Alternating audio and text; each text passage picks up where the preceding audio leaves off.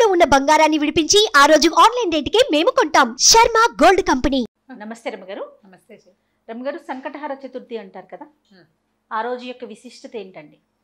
సంకటహార చతుర్థి అంటే శుక్ల చవితి కాకుండా కృష్ణ చవితి, అంటే పౌర్ణమి తర్వాత వచ్చే చవితిని సంకటహార చతుర్థి అంటారు.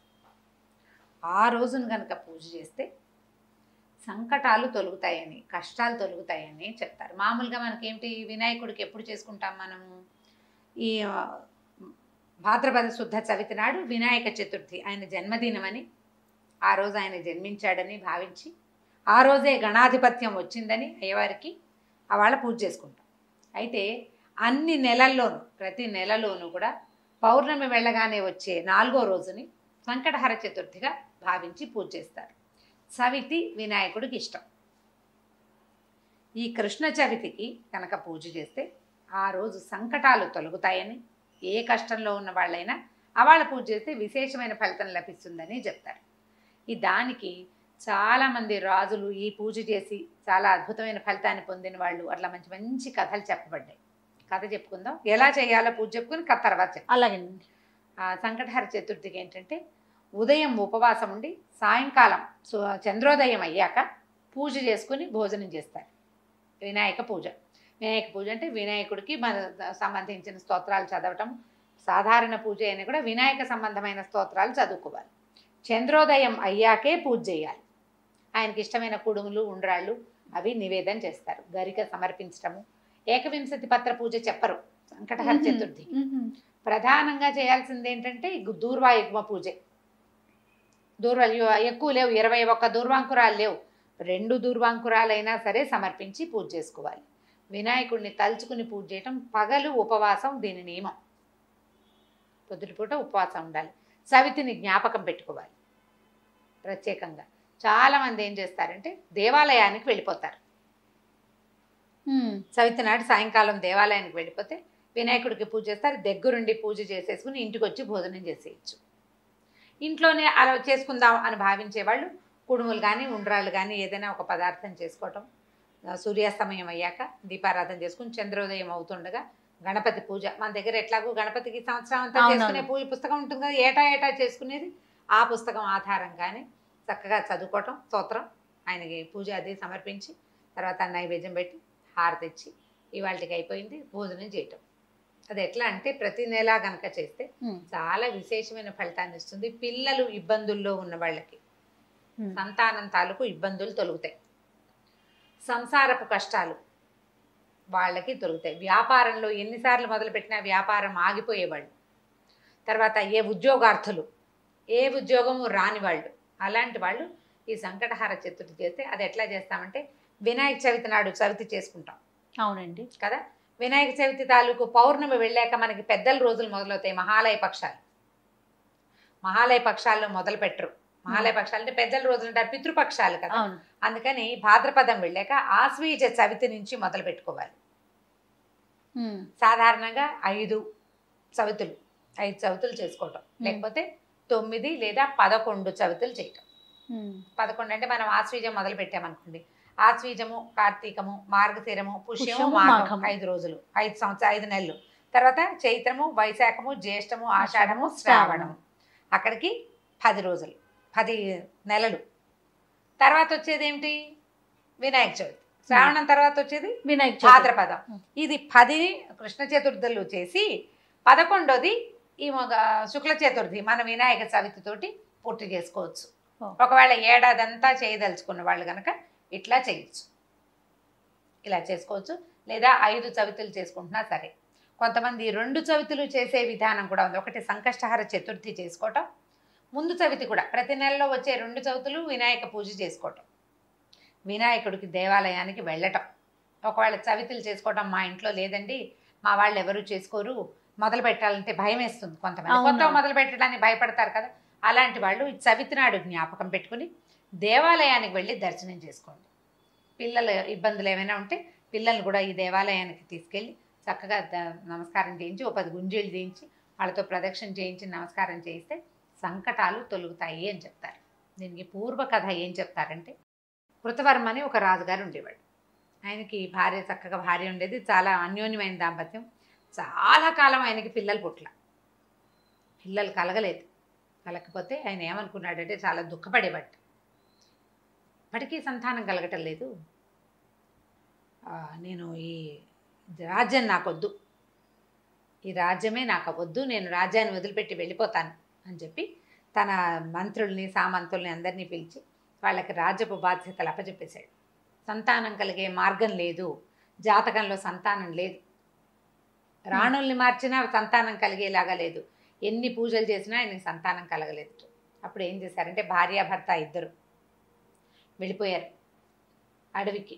మొత్తం ఈ సంపద అంతా కూడా ఈ మంత్రులకు అప్పచెప్పేసి జాగ్రత్తగా చూసుకోండి అని ప్రాయోపవేశం చేయడానికంటే తపస్సు చేసుకుంటూ మరణించటానికి వెళ్ళి అడవుల్లో ఉండిపోయారు. ఉండిపోతే నారద మహర్షి ఒకసారి అక్కడ చూశాడు వీళ్ళని. ఏమిటి సంగతి అంటే వీళ్ళు ఇంకా ఏమైందంటే మొదట్లో కందమూలాలు తినేవాళ్ళు క్రమంగా భార్యాభర్త ఆకులలమలు తింటూ మరణానికి దగ్గరగా ఉన్నారు వాళ్ళు. అప్పుడు ఈ నారద మహర్షి వీళ్ళని చూసి ఈ కృతవర్మ తాలూకు ముందు తరం వాళ్ళు వాడి తాత తండ్రులు ఉన్నటువంటి స్వర్గంలో కూడా లేరు, వాళ్ళు నరకంలోనే ఉన్నారు, పితృలోకాల్లో ఉన్నారు. అక్కడికి వెళ్ళి మీ వంశం వాడైన కృతవర్మ సంతానార్థి అతనికి పిల్లలు కలగలేదు, మరి ఏ పాపం వల్ల పిల్లలు కలగలేదో తెలీదు, అతను ప్రాయోపవేశానికి సిద్ధంగా ఉన్నాడు అని చెప్పేసరి కల్లా ఆయన ఏం చెప్పాడంటే, అయ్యా నాకు ఒక్క సహాయం చేయండి, మా వాడి దగ్గరికి వెళ్ళి వినాయక వ్రతం చేయమనండి, సంకష్టహార చతుర్థి వ్రతం చేయమనండి. అది ఎప్పుడు చేయాలి? పౌర్ణమి వెళ్ళిన 4వ రోజున వినాయక వ్రతం చేయాలి. వ్రతం చేస్తే సంతానం కలుగుతుందని మా అబ్బాయికి చెప్పండి. ఆ వ్రతం చేయటమే మేము ముందు అవతారాల్లో కూడా మేము అదే చేశామని చెప్పారు. చెప్పేసరికి నారద మహర్షి వచ్చి ఈ కృతవర్మకి బోధించాడు.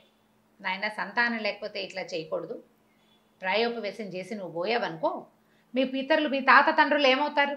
అవును, వాళ్ళకి నీళ్ళు ఇవ్వడానికి నీకు కొడుకైనా ఉండాలి, కనీసం కూతురుంటే దౌహిత్రుడైనా ఇస్తాడు. అవకాశం లేకుండా చేసేస్తావు, నీ తాత తండ్రులంతా బాధపడతారు, నీ పితృదేవతలు దుఃఖపడుతున్నారు, నువ్వు ఇక చతుర్థి వ్రతం చేసుకో అని చెప్పాడు. చెప్పేసరికి ఆయన సరేనని ఈ సంకటహార చతుర్థులు చేయటం మొదలుపెట్టాడు. అనతి కాలంలోనే ఆయన భార్య గర్భవతి. సంతానం కోసం మరి తపస్సు ఈ తపశ్చర్య మానేసి పూజ చేసుకోవడం మొదలుపెట్టి సంసారంలో పడ్డారు మళ్ళీ వాళ్ళు. గర్భవతి అయ్యేసరికి అబ్బో ఎంతో సంతోషించారు, వేడుకలు చేసుకున్నారు. ఈవిడ గర్భవతి అన్న కబురు తెలియగానే ఈయన రాజ్యానికి తీసుకెళ్ళిపోయారు వాళ్ళంతా వచ్చి. ఎంత విశేషంగా చేశారో, చాలా విశేషమైన వేడుకలు చేశారు. ఈయన ప్రతి నెలా చేసేవాడు. ఆవిడ గర్భవతి అవ్వకముందు చాలా జాగ్రత్తగా చేశాడు. గర్భవతి అయ్యాక కొద్దిగా పూజ చేస్తూ ఉండేవాడు, బొమ్మోమ్ అనేవాడు. వచ్చేసింది కదా ప్రెగ్నెన్సీ. అయితే ఏమైంది, కొన్నాళ్ళకి ఆవిడే 10 నెలలు 11 నెలలు అయ్యాక కన్నది పిల్లవాడు. చంద్రుడు లాంటి ముఖం, ఎంత బాగున్నాడో పిల్లవాడు. కానీ చేతులు పాదాలు లేవు, అంగహీనుడైన కుమారుడు కలిగాడు. పిల్లవాడు మహాందంగా ఉన్నాడు, చేతులు లేవు కాళ్ళు లేవు. ఆవిడ విపరీతంగా ఏడ్చింది. ఏం చేసుకోను ఈ శిశువుని, నేను రాజ్యానికి ఉత్తరాధికారి కావాలని పెద్దలకి నివాపాంజలి ఇవ్వాలని కన్నాము, వీడికి చేతులు లేవు కాళ్ళు లేవు, ఇంత అంగవైకల్యంతో పుట్టిన బిడ్డ భగవంతుడు ఎందుకు ఇచ్చాడు నాకు ఇటువంటి బిడ్డని, నేనేం చెయ్యాలి అని విపరీతంగా దుఃఖించింది. అయితే అప్పుడు 100 మంది ఋషులు వాళ్ళు వచ్చి, అమ్మ కార్యకారణ సంబంధం ఉంటుంది, ప్రతిదానికి ఒకటి జరిగిందంటే దానికి ఒక కారణం ఉంటుంది, ఇలా జరగడానికి దానికి ఒక కారణం.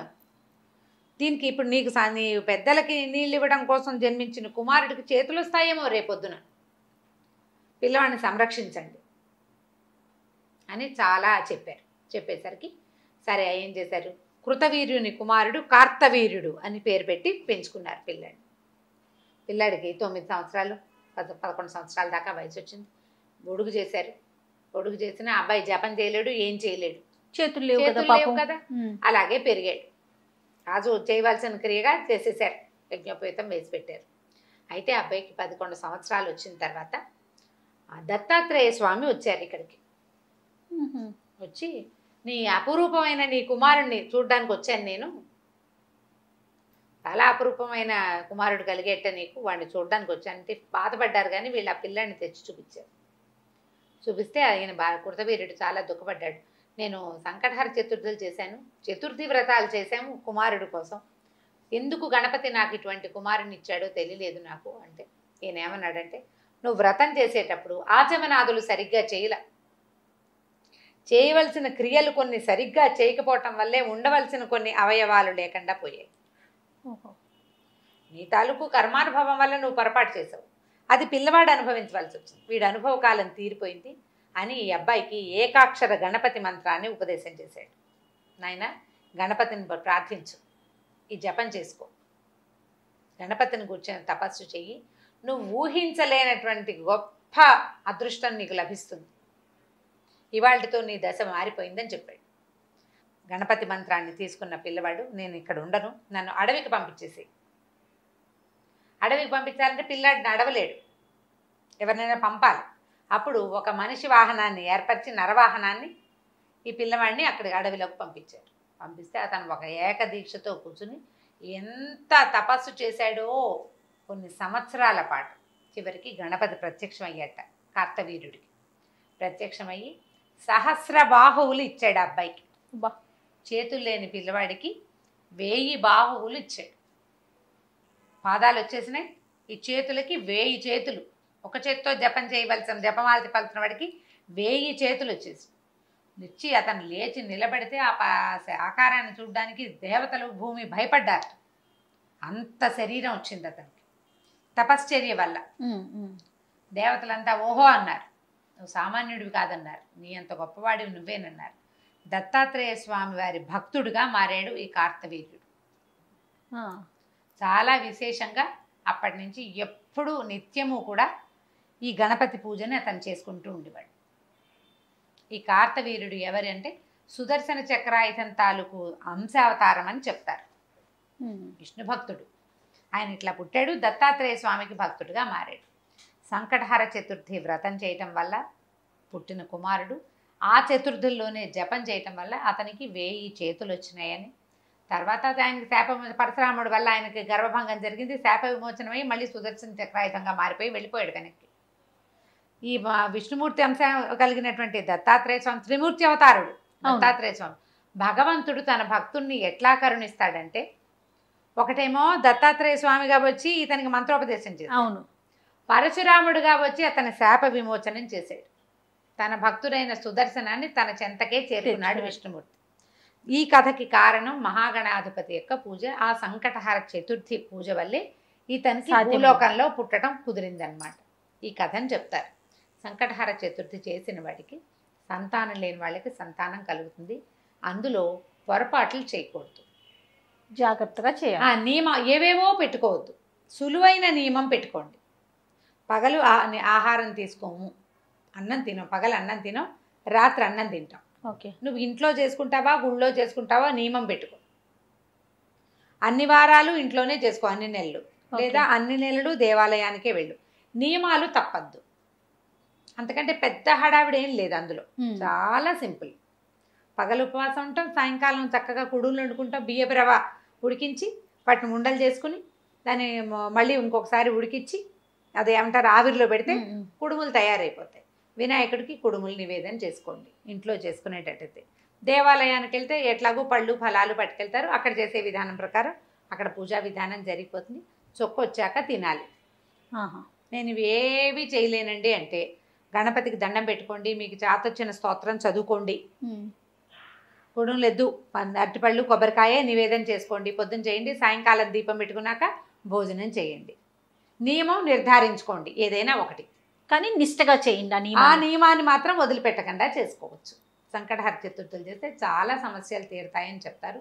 సంకటహర వినాయక స్తోత్రం ఒకటి ఉంది, దాన్ని చదువుకుంటే చాలా ఫలితం లభిస్తుంది. ఈ పూజ చేసుకునే వాళ్ళకు కూడా అన్ని రకాల ఫలితాలు లభిస్తాయి. చాలా విశిష్టత ఉంది అయితే కదా రమ్మగారు. అవును, తప్పకుండా అండి. నమస్తే. నమస్తే జయ.